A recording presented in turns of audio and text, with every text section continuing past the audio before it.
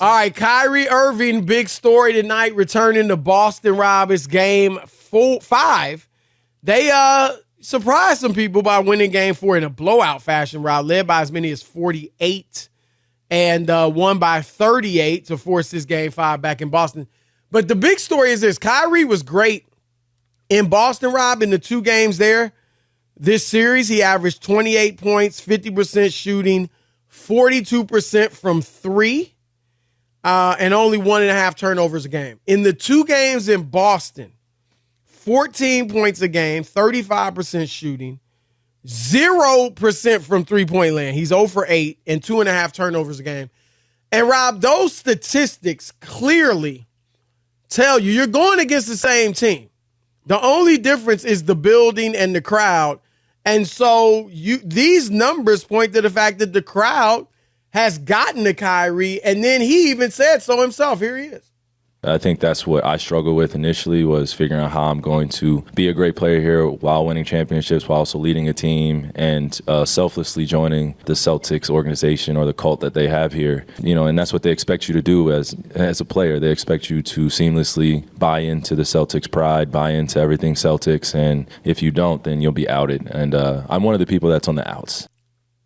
Well, and the point and I know you got something to say about, so I'm going to be quick, Rob. He admitted that, the crowd feels like they're in your head, and that's fair because obviously he hadn't played well. And he even talked about self-doubt, which I get players having butterflies or, obviously nerves are natural. But I was surprised to hear him talk about self-doubt. As good as he is, as veteran as he is, Rob, he went into Golden State. The Oracle Arena in Golden State was as raucous as any arena, and he hit the biggest shot, one of the biggest shots in NBA history. And so I was surprised that he feels like they're getting to him and messing with his confidence a little bit. So we'll see what he does tonight. Yeah, I was just surprised about the whole Celtics cult and trying to fit in and the tradition and being – I don't know. Do you admit he didn't mean – because some people took him saying cult of Boston, of the Celtics as negative. I don't think he meant it that way. Cult isn't the word you want to use there. Right. Because you know what a cult is. That's like brainwashing and all kinds of other stuff. So I don't think he meant cult in that vein. So I didn't even give it another thought. You know what I mean? Like he was saying, which I think is the right. Yeah, I just don't think that's the word. But I was a little surprised, just the whole idea about, I don't know if there's the added pressure of being a part of the Celtics and fitting in or what. I get the history of the Celtics, Chris, but can we be honest about the Celtics?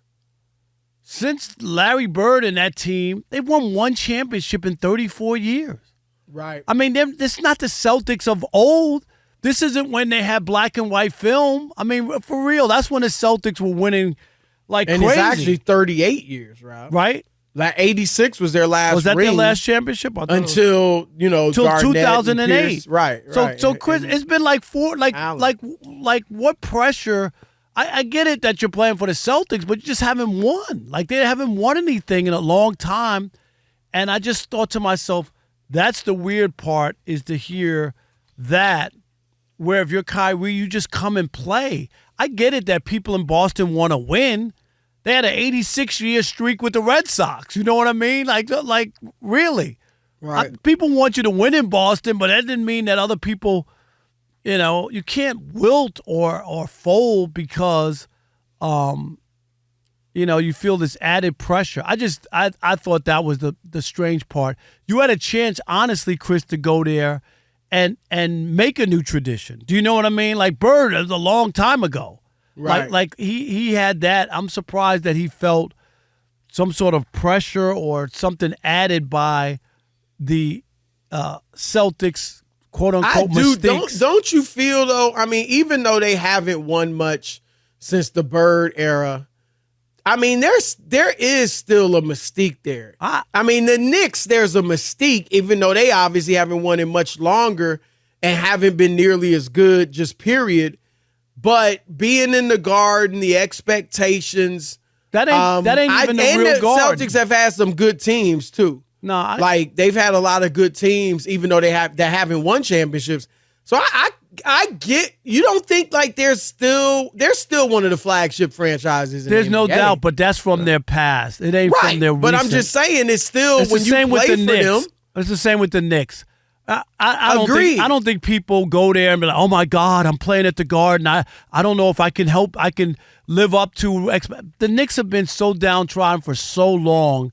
I don't know how you could feel that way. I get the history, but they haven't won for a long time, for a really long time. And I look at the Celtics that way. 2008, I get it. But before that, you say, what is it, 86? Was that the last time? I think, Rob, what he was saying, and when you listen to like the whole press conference, he was really saying, look, I should have been better. I should have been a better leader. He said he should have embraced like reaching out to the legends of the franchise that are, they're always around rather than looking for them to reach out to you. Like, I thought he was very, self-reflective about things he could have done better. And I do think, Rob, remember, he had only played in Cleveland. All right. And his team growing up was the Nets, right? So there's no mystique about the Nets. And then he goes to Cleveland and, there's nothing there. They were post LeBron. They were bad. And it just, you're a basketball team in the city and you get a little love in the city, but that's about it. Then you go to Boston and you won your own team. And I don't think he knew what he was stepping to. I mean, that's what he said. And I also think, Rob, that he just, if you remember that, and you and I have talked about this before, they started off tremendously. I think they were like 21-2 or something like that, 22-1 even when Kyrie first got there. And then he got hurt and, missed a good chunk. And they end up going to the Eastern Conference Finals, Rob, without him. So it feels like kind of Jason Tatum and Jaylen Brown kind of came of age while Kyrie was out. And then when he came back, it was then felt like a kind of a power struggle, maybe. At least in the locker room, if not, and it spilled over to the court, it feels like.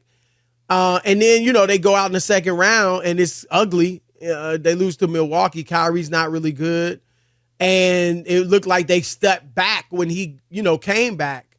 And then, so I think a lot of that sour, I think all of that goes into what he's talking about with his experience there. Yeah. I just, when I think about it, I think about during the same span, for the most part, the Lakers have won 8 championships. Oh, they're much better. You know what I mean? And then the Lakers other are thing, the glamour, the franchise of the league. Yeah. Even if Boston goes ahead with this championship. I also feel like Boston to me is more like UCLA.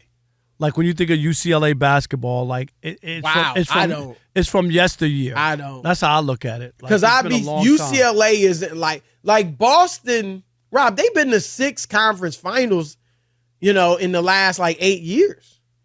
And even before that, I know they had, have a little down stretch, but even with Garnett and the crew, Pierce and Allen, they won the one championship, but went to another finals and were good for, a good 5-year stretch. Then they were down before that, but then you had Paul Pierce and Antoine Walker had a decent little run.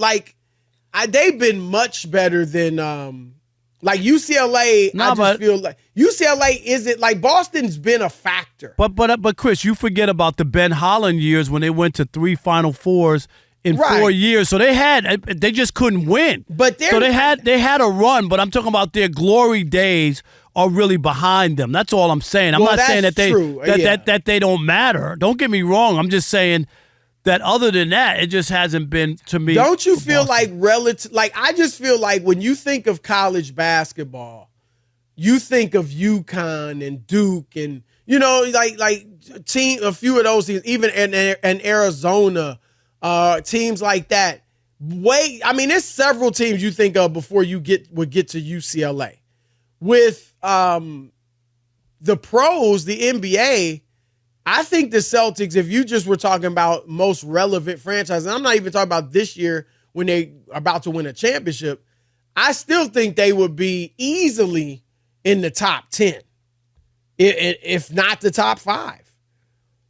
So